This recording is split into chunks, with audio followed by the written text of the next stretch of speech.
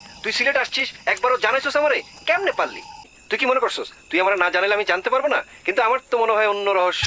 তাহলে সত্যিটা তোকে বলেই ফেলি। দোস্ত, I am in love, deep love. ও তাই? সিরিয়াসলি? হ্যাঁ। এখন আসবি? দোস্ত, কি অবস্থা? কি অবস্থা?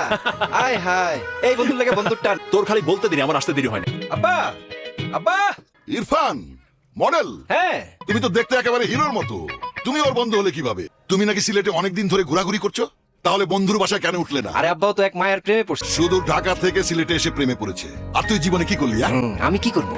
তুমি তো আমার টাকার পিছনে রাখছো, আমার কি প্রেম করার সময় দিছো? মেয়েটা ঠিকানা বলো। আঙ্কেল, দেখি দেখি দেখি। আমি আসলে ঠিকানা তো জানি আরে না। আরে, ছবিটা দে, ছবিটা দে, ছবি বের করে। আর ছবি দেখি, ছবি দেখি। এই তন্নি, এদিকে আয়। আয় আয় আয়। আমার ছোট বোন, খুব আদরের ছোট বোন তন্নি, বিয়ে করছে। এখানে দাঁড়িয়ে কথাই বলবি? ওকে খেতে টেতে দিবি না?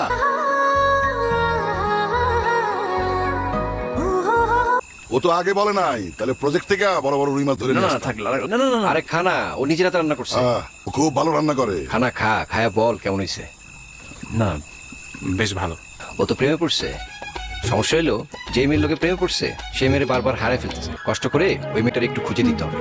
হ্যাঁ, আমাদের একটা দায়িত্ব আছে না, তুই খুঁজে দে। তাহলে বাবা একটা কাজ করি, আমি না হয় ওনাকে নিয়ে কাল সকালে বের হয়ে যাই। কোনো তো হতে পারে মেয়েটা আমাদের আশেপাশে আছে।